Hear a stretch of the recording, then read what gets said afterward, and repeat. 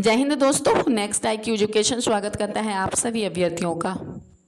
आज के इस वीडियो में हम लोग MCQ के माध्यम से महत्वपूर्ण इकोनॉमिक्स कॉन्सेप्ट समझेंगे, साथ ही इसे करंट अफेयर्स से भी जोड़कर पढ़ेंगे। खासकर RBI से संबंधित तथ्यों को आसान भाषा में समझने का प्रयास करेंगे, क्योंकि इसका महत्व प्रीलिम्स तथा मेंस दोनों परीक्षाओं में है। आइए आज का पहला MCQ देखते हैं। अगस्त 2026 में RBI द्वारा रेपो रेट को 5.25% बनाए रखने का निर्णय मुख्यतः किस नीति से संबंधित है? तो क्या रेपो रेट? देख लेते हैं। राजकोषीय नीति, मौद्रिक नीति, व्यापार नीति और औद्योगिक नीति। राजकोषीय नीति किसको कहेंगे?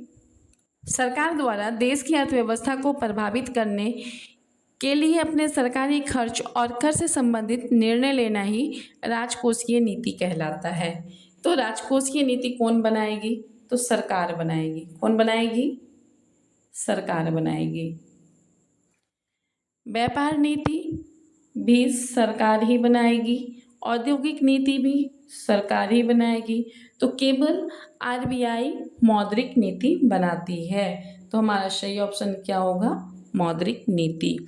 अब आइए हम लोग इस मौद्रिक नीति को समझते हैं कि ये मौद्रिक नीति वह नीति है जिसके माध्यम से RBI अर्थव्यवस्था में मुद्रा की उपलब्धता, ऋण और ब्याज दरों को नियंत्रित करता है, ताकि मुद्रास्फीति को नियंत्रित रखते हुए आर्थिक विकास को समर्थन दिया जा सके।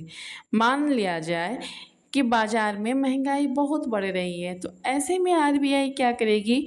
रेपो रेट को बढ़ा सकती है। इससे होगा क्या? बैंक के लिए RBI से पैसा लेना महंगा हो जाएगा, तो बैंक ऋण की ब्याज दर को क्या करेंगे? बढ़ाएंगे। लोगों की बोरोइंग और स्पेंडिंग कम हो सकती है। इससे मांग पर दबाव क्या हो जाएगा? कम हो जाएगा, जिससे महंगाई को नियंत्रित करने में मदद मिल सकती है। जस्ट इसके उलट अर्थव्यवस्था में अगर मांग बहुत कमज़ोर हो तो RBI क्या करेगी? रेपो रेट को घटाकर ऋण और आर्थिक गतिविधियों को समर्थन दे सकती है। मतलब इसमें क्या होगा कि बैंकों के लिए RBI से पैसा लेना क्या हो जाएगा? सस्ता हो जाएगा। बैंक ऋण की ब्याज दर को क्या करेगी? घटा देगी, और लोगों की बोरोइंग और स्पेंडिंग क्षमता क्या हो जाएगी? ज़्यादा हो जाएगी। इससे आर्थिक गतिविधियों को समर्थन मिलेगा।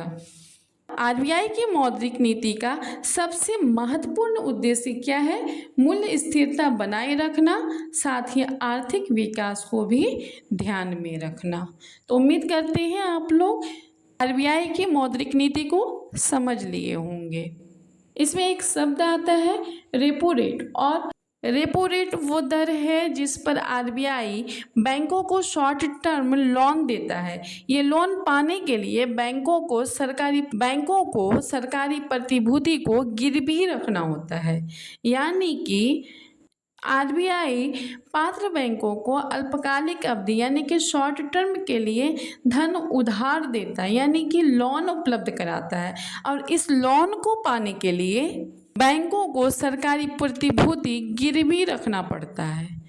हमारा दूसरा प्रश्न है, यदि RBI रेपो रेट को बढ़ाता है तो सामान्यतः निम्न में से क्या होने की संभावना है? तो अभी तुरंत हम लोगों ने मौद्रिक नीति में समझा है। रेपो रेट क्या है? एक ब्याज दर है जिस दर पर बैंक RBI से उधार लेती है। क्या करती है? बैंक RBI से उधार लेती है। तो यदि RBI रेपो रेट बढ़ाता है तो ऐसी स्थिति में क्या होगा? RBI रेपो रेट को बढ़ाता है तो बैंकों के लिए RBI से पैसा लेना महंगा हो जाएगा। तो बैंक रेपो रेट बढ़ाता है तो सामान्यतः निम्न में से क्या होने की संभावना है? तो बैंकों के लिए RBI से उधार लेना क्या हो जाएगा? महंगा हो जाएगा, क्योंकि रेपो रेट बढ़ जाएगा, ब्याज दर बढ़ जाएगा, तो बैंकों के लिए RBI से उधार लेना महंगा हो जाएगा। चलिए आइए हम लोग आते हैं अपने तीसरे प्रश्न पर। अगस्त 2026 में RBI का CRR 3% है। CRR का अर्थ क्या है? हम लोग CRR को समझते हैं, यानी कि cash reserve ratio. Cash reserve ratio क्या है? बैंक की जमा राशि का वह निर्धारित प्रतिशत है जो प्रत्येक बैंक को अपनी कुल जमा राशि में से निर्धारित हिस्सा आरबीआई के पास नकद के रूप में रखना होता है। क्या चीज़ के रूप में रखना होता है? नकद के रूप में रखना होता है। क्या चीज़? मान लिया जाए किसी बैंक के पास ग्राहकों की 100 करोड़ जमा राशि है और CRR 3% है, तो बैंक को 3 करोड़ आरबीआई के पास रखना होगा। लोग अपने प्रश्न पर आते हैं। तो CRR क्या है? बैंक को अपनी कुल जमा राशि का एक हिस्सा आरबीआई के पास रखना होता है। बैंक की कुल जमा का एक हिस्सा सरकार के पास रखना होता है। सरकार के पास नहीं रखना होता है बल्कि आरबीआई के पास रखना होता है।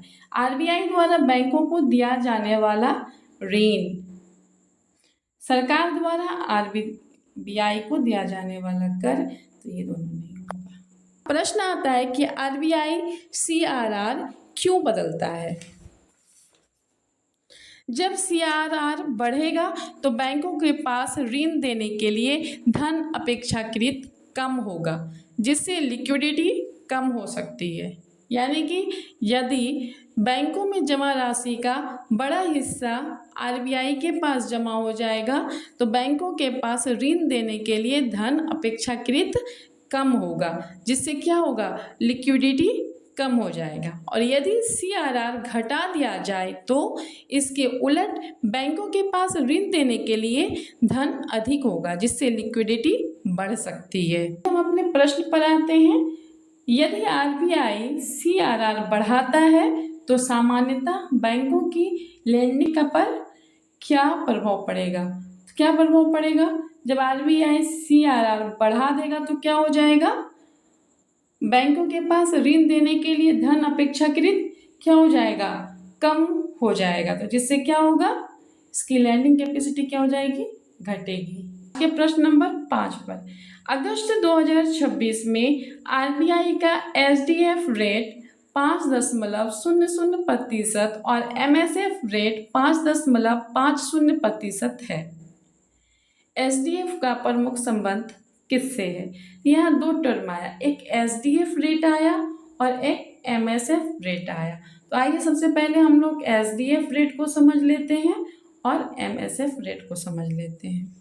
SDF rate standing deposit facility rate, यह भी ब्याज दर है। यह भी क्या है? ब्याज दर है। यह वह ब्याज दर है जिस पर पात्र बैंक आरबीआई के पास अपनी अतिरिक्त राशि जमा कर सकते हैं और इसके बदले ब्याज प्राप्त कर सकते हैं।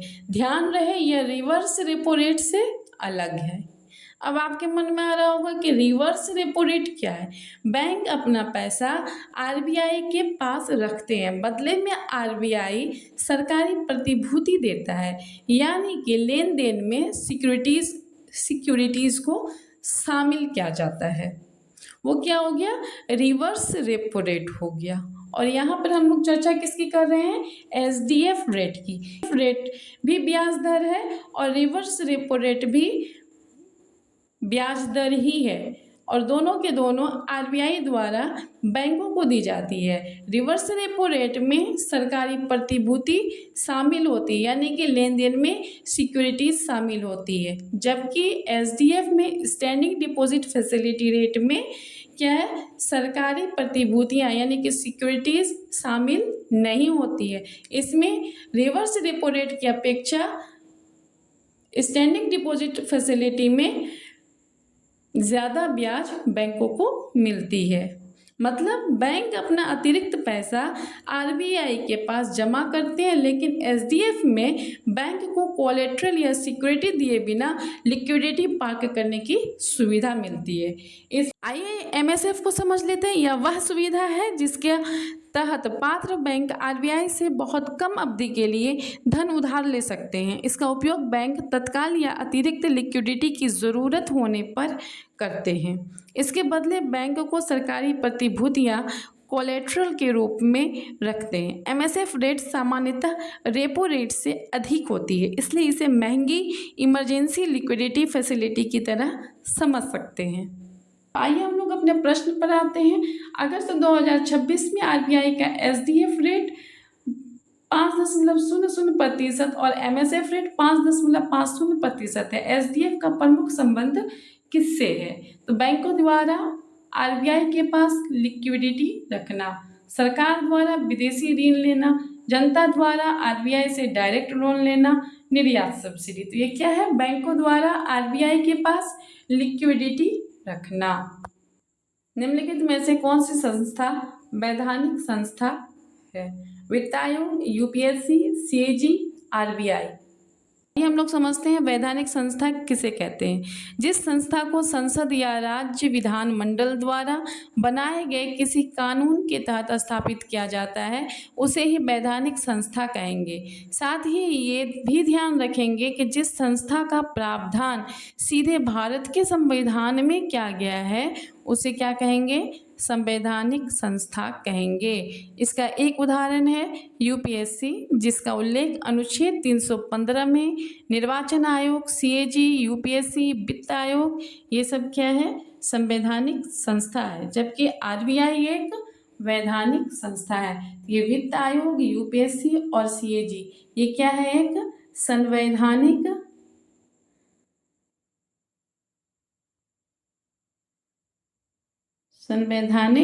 संस्था है, जबकि RBI क्या है? वैधानिक संस्था है। तो अगले वीडियो में फाइनेंशियल स्टेबिलिटी रिपोर्ट और RBI फंक्शन से संबंधित महत्वपूर्ण तथ्यों के साथ। वीडियो कैसा लगा फीडबैक ज़रूर दीजिएगा। खुद के प्रति ईमानदार बने, समझदार बने, हर रोज लक्ष्य की ओर एक कदम बढ़ाएं, हर कदम पर मंजिल से फासला घटाएं। नेक्स्ट IQ एजुकेशन के साथ जुड़े रहने के लिए आप सभी का बहुत बहुत धन्यवाद। लाइक, कमेंट, शेयर, सब्सक्राइब जरूर करें। आपकी सफलता हमारी प्राथमिकता। आप बढ़ें संकल्प से समृद्धि तक। धन्यवाद।